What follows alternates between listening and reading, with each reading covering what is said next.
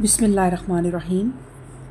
سورہ اعراف کے پچھلے لیکچر میں ہم نے لباس کے متعلق پڑھا کہ کس طرح قصہ آدم اور ابلیس کو بیان فرمایا گیا، اور پھر لباس کی اہمیت تمام بنی نوع انسان کے لیے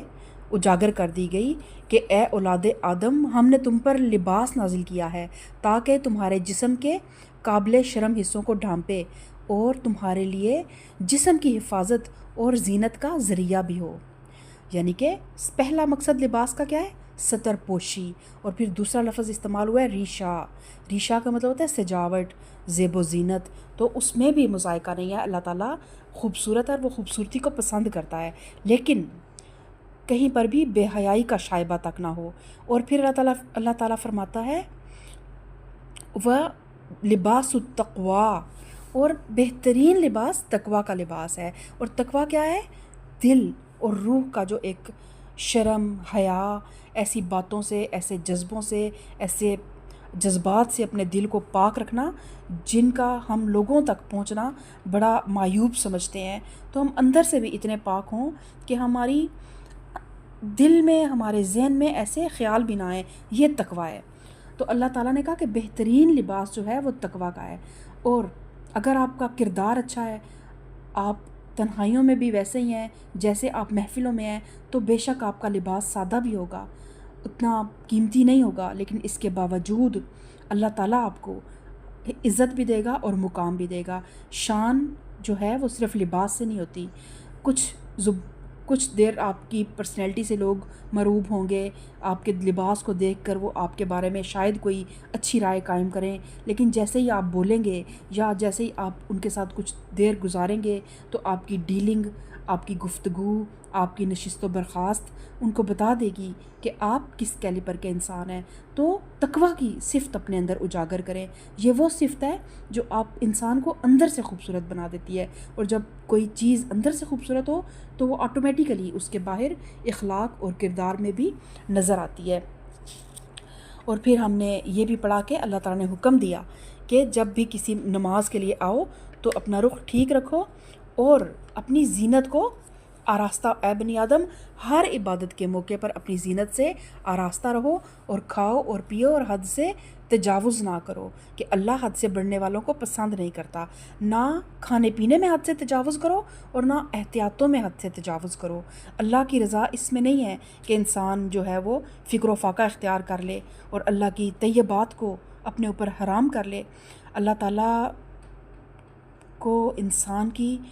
نیتیں، اس کا اخلاص اور اس کا تقویٰ، بس اللہ تعالیٰ ان چیزوں کو دیکھتا ہے۔ اور باقی جہاں پہ کوئی حرام آ جاتا ہے تو وہاں سے ایسے بچیں جیسے کوئی شیر کو دیکھ کے بھاگ جاتا ہے نا، اس طرح حرام سے بچیں اور بچنے کی کوشش کریں۔ آج سورہ اعراف آیت نمبر 32 سے ہم اپنے لیکچر کا آغاز کریں گے۔ رب اشرح لی صدری ویسر لی امری واحلل عقدۃ من لسانی یفقہوا قولی رب زدنی علما اللہم ارنا الحق حقا وارزقنا اتباعہ وارنا الباطل باطلا وارزقنا اجتنابہ، آمین۔ اعوذ باللہ من الشیطان الرجیم، بسم اللہ الرحمن الرحیم۔ قل من حرم زینۃ اللہ التی اخرج لعبادہ والطیبات من الرزق قل ہی للذین آمنوا فی الحیاۃ الدنیا خالصۃ یوم القیامہ کذالک نفصل الآیات لقوم یعلمون۔ اے محمد صلی اللہ علیہ وسلم، ان سے کہو، کس نے اللہ کی اس زینت کو حرام کر دیا جسے اللہ نے اپنے بندوں کے لیے نکالا تھا، اور کس نے اللہ کی بخشی ہوئی پاک چیزیں ممنوع کر دی؟ یعنی مطلب یہ ہے کہ اللہ نے تو ساری دنیا کی نعمتیں اور زینتیں اور پاکیزہ چیزیں بندوں کے لیے ہی پیدا کی ہیں، اس لیے اللہ کا منشا تو یہ کبھی بھی نہیں ہو سکتا کہ انہیں بندوں کے لیے حرام کر دے۔ اب اگر کوئی مذہب خود سے ان چیزوں کو حرام یا قابل نفرت ٹھہراتا ہے تو پھر یہ اس کا اپنا ذاتی فعل ہے، اور اس بات کا کھلا ثبوت ہے کہ یہ پابندی اللہ کی طرف سے نہیں لگائی گئی، کیونکہ ہم نے کس چیز کو دیکھنا ہے کہ قرآن کیا کہتا ہے، کیونکہ اصل جو حق اب رہتی دنیا تک باقی ہے وہ قرآن ہے۔ تو قرآن میں ایسی کوئی قدغن نہیں ہے کہ انسان اللہ کی نعمتوں کو، اللہ کی دی ہوئی رحمتوں کو، اس کی طیبات کو اپنے اوپر حرام کر دے۔ کہو یہ ساری چیزیں دنیا کی زندگی میں بھی ایمان لانے والوں کے لیے ہیں، اور قیامت کے روز تو خالصتاً انہی کے لیے ہوں گی۔ اس طرح ہم اپنی باتیں صاف صاف بیان کرتے ہیں ان لوگوں کے لیے جو علم رکھنے والے ہیں۔ یعنی حقیقت کے اعتبار سے تو اللہ کی پیدا کرتا تمام چیزیں دنیا کی زندگی میں بھی حق تو اہل ایمان کا ہی ہے کہ ان کو ملیں، کیونکہ وہ اللہ کے وفادار ہیں، اور حق نمک صرف نمک حلالوں کو ہی پہنچتا ہے۔ لیکن اب دنیا کا موجودہ انتظام کیونکہ آزمائش اور مہلت کے اصول پر قائم کیا گیا ہے، اس لیے یہاں اکثر اللہ کی نعمتیں نمک حراموں میں بھی تقسیم ہو جاتی ہیں، اور بعض اوقات تو یہاں تک ہوتا ہے کہ نمک حلالوں سے بڑھ کر نمک حراموں کو نعمتوں سے نواز دیا جاتا ہے، انہیں ڈھیل دی جاتی ہے۔ لیکن آخرت میں جہاں سارا فیصلہ، سارا انتظام حق کی بنیاد پر ہوگا، زندگی کی آرائشیں اور رزق کی طیبات سب کے سب صرف اللہ کے پاک بندوں کے لیے، اللہ کے مومنین کے لیے، اللہ کے خاص بندوں کے لیے ہوں گی، اور وہ نمک حرام ان میں سے کچھ بھی نہیں پا سکیں گے جنہوں نے اپنے رب کے رزق پر پلنے کے بعد اپنے ہی رب کے خلاف سرکشی کرنا شروع کر دی۔ پھر اللہ تعالیٰ فرماتا ہے سورہ آیت نمبر 33 میں، اے محمد صلی اللہ علیہ وسلم ان سے کہو کہ میرے رب نے جو چیزیں حرام کی ہیں وہ تو یہ ہیں: بے شرمی کے کام، خواہ کھلے ہوں یا چھپے، اور گناہ اور حق کے خلاف زیادتی، اور یہ کہ اللہ کے ساتھ تم کسی کو شریک کرو جس کے لیے اس نے کوئی سند نازل نہیں کی، اور یہ کہ اللہ کے نام پر کوئی ایسی بات کہو جس کے متعلق تمہیں علم نہ ہو کہ وہ حقیقت میں اس نے فرمائی ہے۔ اور گناہ اور حق کے خلاف یہاں لفظ استعمال ہوا ہے والاسم والبغی، اور اسم جو ہے نا اس کے اصل معنی ہے کوتاہی کے۔ آثمہ اس اونٹنی کو کہتے ہیں جو تیز چل تو سکتی ہے مگر جان بوجھ کر سست چلے، اسی سے اس لفظ میں گناہ کا مفہوم پیدا ہوا ہے، یعنی انسان کا اپنے رب کی اطاعت اور فرما برداری میں قدرت اور استطاعت کے باوجود کوتاہی کرنا، اور اس کی رضا کو پہنچنے میں جان بوجھ کر قصور دکھانا۔ اور بغیہ زیادتی سے مراد یہ ہے کہ اپنی حد سے تجاوز کر کے ایسی حدود میں قدم رکھنا جن کے اندر داخل ہونے کا آدمی کو حق نہ ہو۔ اس تعریف کی روح سے وہ لوگ بھی باغی قرار پاتے ہیں جو بندگی کی حد سے نکل کر اللہ کے ملک میں خود مختارانہ رویہ اختیار کرتے ہیں، اور وہ بھی جو اللہ کی خدائی میں اپنی کبریائی کے ڈنکے بجاتے ہیں، اور وہ بھی جو بندگان خدا کے حقوق پر دست درازی کرتے ہیں، کیونکہ اللہ تعالیٰ نے ہر انسان کو برابر حقوق دے کر بھیجے ہیں۔ تو جب کوئی انسان کسی انسان سے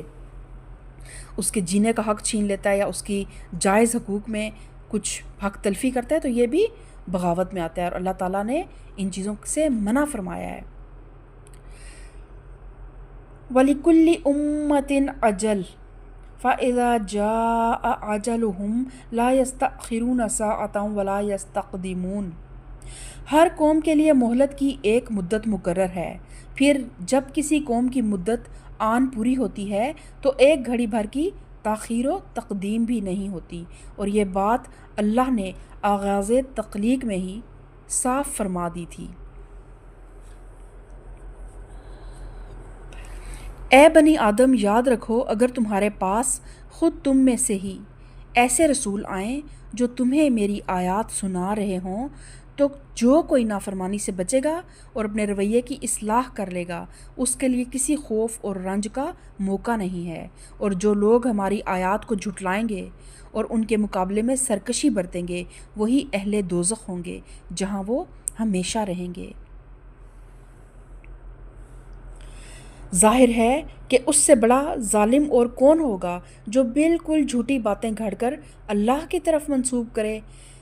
یا اللہ کی سچی آیات کو جھٹلائے۔ ایسے لوگ اپنے نوشتہ تقدیر کے مطابق اپنا حصہ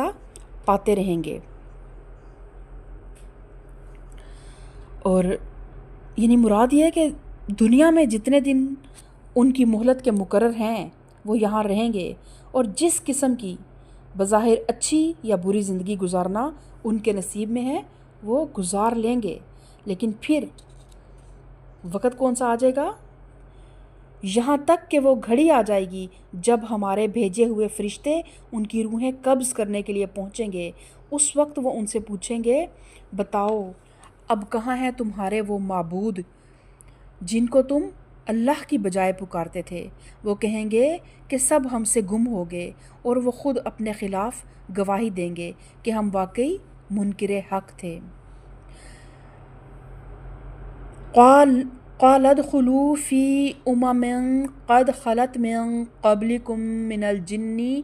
الجن والانس فی النار۔ اللہ فرمائے گا، جاؤ تم بھی اسی جہنم میں چلے جاؤ جس میں تم سے پہلے گزرے ہوئے گروہ جن و انس جا چکے ہیں۔ ہر گروہ جب جہنم میں داخل ہوگا تو اپنے پیش رو گروہ پر لعنت کرتا ہوا داخل ہوگا، حتیٰ کہ جب سب وہاں جمع ہو جائیں گے تو ہر بعد والا گروہ پہلے گروہ کے حق میں کہے گا کہ اے رب، یہ لوگ تھے جنہوں نے ہم کو گمراہ کیا، لہٰذا انہیں آگ کا دوہرا عذاب دے۔ قَالَ لِكُلٍّ ضِعْفٌ وَلَٰكِن لَّا تَعْلَمُونَ۔ جواب میں ارشاد ہوگا، ہر ایک کے لیے دوہرا ہی عذاب ہے مگر تم جانتے نہیں ہو۔ اور یہ آیت جو ہے وہ تفصیل طلب ہے کہ اللہ تعالیٰ اس آیت کا بس منظر یہ ہے کہ بہرحال تم میں سے ہر گروہ جو تھا نا وہ کسی نہ کسی کا پیروی کرنے والا تھا۔ کوئی انبیاء علیہم السلام کی پیروی کر رہا تھا، کوئی اپنے آباء و اجداد کی پیروی کر رہا تھا، کوئی اپنے اسلاف کی پیروی کر رہا تھا، کوئی کسی پیر کسی مرشد کی پیروی کر رہا تھا۔ تو تم میں سے ہر گروہ کسی کا خلف تھا تو کوئی کسی کا سلف ہی تھا۔ اگر کسی گروہ کے اسلاف نے اس کے لیے فکر و عمل کی گمراہیوں کا ورثہ چھوڑا تھا تو وہ خود بھی اپنے خلاف کے لیے ویسا ہی ورثہ چھوڑ کر دنیا سے رخصت ہوا۔ اگر ایک گروہ کے گمراہ ہونے کی کچھ ذمہ داری اس کے اسلاف پر عائد ہوتی ہے تو اس کے خلاف کی گمراہی، یعنی اس کے اخلاف کی گمراہی جو اس کے پیچھے آنے والے تھے، ان کا اچھا خاصا بار خود اس شخص پر بھی عائد ہوتا ہے۔ یعنی ایک انسان تھا، وہ دنیا میں آیا، اس نے اپنے آباء و اجداد کو فالو کیا۔ اب آباء و اجداد گمراہ تھے تو آباء و اجداد اپنے جو اعمال تھے ان کا بھی بار ان کے سر پہ ہوگا، گناہ ہے، بار گناہ، اور ان کو اس کی بھی سزا ملے گی، عذاب ہوگا۔ اور جو وہ شخص ان کی پیچھے چلتا رہا، ان کی پیروی کرتا رہا، اس کے جو بار گناہ ہیں وہ بھی وہ سمیٹیں گے، اس طرح ان کو دوہرا عذاب ملے گا۔ اب جو یہ شخص تھا، اس کے اپنے اعمال کا بھی بار گناہ اس کے اوپر ہے، ایک عذاب اس کو یہ ملے گا، اور ایک بار گناہ اس کا جو اس نے اپنی آل اولاد کے لیے چھوڑا، یا اپنے پیچھے جو بھی اس کے آنے والی نسلیں تھیں اس نے ان کے لیے جو بھی عمل خود کیے، انہوں نے اس کو جب وہ اس کے مطابق عمل کریں گے تو اس کو بھی پھر دوہرا عذاب ملے گا۔ یعنی ایک سزا اپنے جرم کی اور دوسری سزا دوسروں کے جرائم کی پیشگی میراث چھوڑانے کی۔ اور حدیث میں اسی مضمون کی اس طرح تفصیل بتائی گئی ہے کہ جس نے کسی نئی گمراہی کا آغاز کیا جو اللہ اور اس کے رسول صلی اللہ علیہ وسلم کے نزدیک ناپسندیدہ ہو، تو اس پر ان سب کے گناہ کی ذمہ داری عائد ہوگی جنہوں نے اس کے نکالے ہوئے طریقے پر عمل کیا، بغیر اس کے کہ خود ان کے عمل کرنے والوں کی ذمہ داری میں کوئی کمی ہو۔ پھر دوسری حدیث میں آپ صلی اللہ علیہ وسلم نے فرمایا، دنیا میں جو انسان بھی ظلم کے ساتھ قتل کیا جاتا ہے، اس کے خون ناحق کا ایک حصہ آدم کے اس پہلے بیٹے کو پہنچتا ہے جس نے اپنے بھائی کو قتل کیا تھا، کیونکہ قتل انسان کا راستہ سب سے پہلے اسی نے کھولا تھا۔ یعنی کوئی بھی دنیا میں جب قتل ہوتا ہے تو اس کا گناہ کا ایک حصہ قابیل کو بھی پہنچتا ہے جس نے اپنے بھائی کو قتل کر کے دنیا میں قتل کی بنیاد رکھی۔ اس سے معلوم ہوا کہ جو شخص یا گروہ کسی غلط خیال یا غلط رویے کی بنا ڈالتا ہے وہ صرف اپنی غلطی کا ذمہ دار نہیں ہوتا، بلکہ دنیا میں جتنے انسان اس سے متاثر ہوتے ہیں ان سب کے گناہ کی ذمہ داری کا بھی ایک حصہ اس کے حساب میں لکھا جاتا ہے، اور جب تک اس کی غلطی کے اثرات چلتے رہتے ہیں اس کے حساب میں ان کا اندراج ہوتا رہتا ہے۔ نیز اس سے یہ بھی معلوم ہوتا ہے کہ ہر شخص اپنی نیکی یا بدی کا صرف اپنی ذات تک ذمہ دار نہیں ہے، بلکہ اس امر کا جواب دہ بھی ہے کہ اس کی نیکی یا بدی کے اثرات دوسروں کی زندگیوں پر کیا مرتب ہوئے۔ اب دیکھیں، بینگ پیرنٹس اگر ہم دیتے ہیں، بڑے سنیریو پہ نہیں دیکھتے، ہر انسان کہیں نہ کہیں، ہر عورت ایک ماں ہے اور ہر مرد ایک باپ بھی تو ہے۔ تو ہم نے جو بھی اعمال کرنے ہیں نا، وہ ہمارے بچوں کے لیے، ہم پیرنٹس اپنے بچوں کے رول ماڈلز ہوتے ہیں۔ تو اگر ہم بدعتیں کریں گے یا ہم بے حیائیاں کریں گے یا ہم کوئی ایسے اعمال کریں گے جن کی دین سے کوئی سند نہیں ملتی، تو پھر ہم نے کیا کیا؟ ہم ان پہ اثر انداز ہوئے ہمارے اعمال، تو پھر اس چیز کا بھی ہمیں جواب دینا پڑے گا۔ اگزامپل کے طور پہ دیکھیں کہ اگر کوئی انسان ہے وہ زنا کرتا ہے،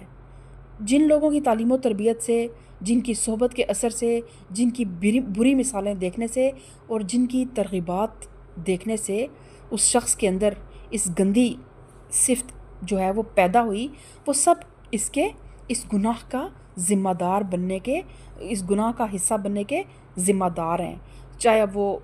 گندا لٹریچر ہو، کسی نے کوئی ایسی بک چھاپ دی، اس نے پڑھا اور اس کے دماغ میں ایسے خیالات جو ہیں وہ ایکٹیویٹ ہو گئے، کوئی ایسی مووی تھی جو اس نے دیکھی تو اس میں ایسی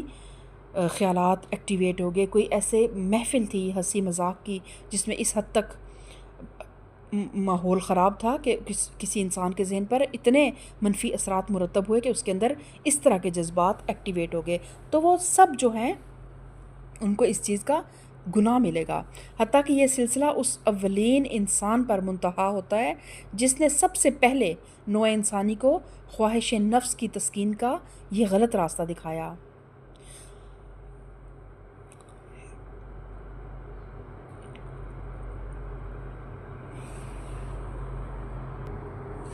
اور وہ شخص خود بھی اپنی اس قبیح جو جبلت ہے نا، یا اس قبیح فعل کا ذمہ دار ہے۔ اس کو اللہ تعالیٰ نے بھلے اور برے کی تمیز دے دی تھی، اس میں اللہ تعالیٰ نے ضمیر کی ایک طاقت بھی رکھ دی تھی، اس کے اندر اللہ تعالیٰ نے ضبط نفس کی بھی ایک قوت ودیت کی تھی، اس کو نیک لوگوں سے خیر اور شر کا جو علم پہنچا تھا، اس کے سامنے اس کی مثالیں موجود تھیں، اس کو صنفی بد عملی کے برے نتائج سے واقفیت حاصل تھی، اس نے اس میں سے کسی چیز سے فائدہ نہ اٹھایا اور اپنے نفس کو اس اندھی خواہش کے حوالے کر دیا جو صرف اپنی تسکین چاہتی تھی، خواہ وہ کسی بھی طریقے سے ہو۔ یہ اس کے حساب کا وہ حصہ ہے جو اس کی اپنی ذات سے تعلق رکھتا ہے۔ پھر یہ شخص اس بدی کو جس کا اکتساب اس نے کیا ہے اور جسے خود اس نے اپنی صحیح سے اس کا اکتساب کیا، اسے دوستوں میں یعنی کہ اپنے محفلوں میں، اپنے جو بہت اس کے رازدان ہیں ان میں پھیلانا شروع کرتا ہے۔ تو یہ مرض ایک چھوت کی طرح جو ہے نا وہ نسل انسانی میں پھیل جاتا ہے۔ اس لیے کہا جاتا ہے کہ برائی جو ہے نا اس کی بہت زیادہ تشہیر نہیں کرنی چاہیے، کیونکہ اگر کوئی چیز چھپی ہوئی ہو تو اس کو کوشش کرنا چاہیے کہ چھپا کے رکھیں۔ برائیوں کو جب بہت زیادہ، جیسے آج ہمارے میڈیا پہ ہر چیز جو ہے وہ بالکل کسی بھی حکمت کے بغیر بالکل جیسے ہوتی ہے ویسے ہی بیان کر دی جاتی ہے، تو کیا ہوتا ہے، ایک خبر تو لوگوں تک پہنچ جاتی ہے، لیکن کچھ ذہن جو بھی ٹین ایج میں داخل ہو رہے ہیں یا ان کے اندر اس طرح کے جذبات ایسی خبروں کو سن کے مشتعل ہو جاتے ہیں، اور کوئی بھی انسان پھر یہ غلط کام کر سکتا ہے۔ تو اس طرح یہ جو آیت ہے کہ ہر انسان کو، ہر گناہ گار کو اس کے گناہ کا دوہرا حصہ ملے گا، ایک اس وجہ سے جو اس نے خود کر کے اپنی ذات کو، اس کی ذات بھی اللہ کی امانت تھی، اس نے اپنی ذات میں خیانت کی تو اس کا گناہ ملے گا، اور اس بد عملی کی وجہ سے جو باقی لوگ متاثر ہوئے اور ان میں سے جس نے بھی پھر اس کی پیروی کی ان کا گناہ بھی اس کے سر ہوگا۔ پھر اللہ تعالیٰ آیت نمبر 39 میں فرماتا ہے وَقَالَتْ أُولَاهُمْ لِأُخْرَاهُمْ فَمَا كَانَ لَكُمْ عَلَيْنَا مِنْ فَضْلٍ فَذُوقُوا الْعَذَابَ بِمَا كُنْتُمْ تَكْسِبُونَ۔ قیامت کے دن کی منظر کشی ہے، اور پہلا گروہ دوسرے گروہ سے کہے گا اگر ہم قابل الزام تھے تو تمہیں کو ہم پر کون سی فضیلت حاصل تھی، اب اپنی کمائی کے نتیجے میں عذاب کا مزہ چکھو۔ یعنی وہ دن ایسا ہوگا کہ پھر ہر انسان جو ہے نا وہ دوسرے کو بلیم کر رہا ہوگا، مردے الزام ٹھہرا رہا ہوگا، ہر انسان کہہ رہا ہوگا کہ میرے سے میری اولاد، میری بیوی، میرے بھائی، میرا کنبہ سب لے لو، سب کچھ فدیے میں دینے کو تیار ہوگا کہ کسی طرح مجھے جہنم کے عذاب سے بچا لو۔ لیکن اس دن کوئی تجارت کام نہیں آئے گی، کوئی لین دین کام نہیں آئے گا، کوئی چیز فدیے میں نہیں لی جائے گی۔ بس یہ دنیا کی زندگی کی جو مہلت ہے، اسی میں اپنے آپ کو اس جہنم سے بچانے کی کوشش کریں۔ اللہم اجرنا من النار، آمین ثم آمین۔ سبحانک ربک رب العزت عما یصفون وسلام علی المرسلین والحمد للہ رب العالمین۔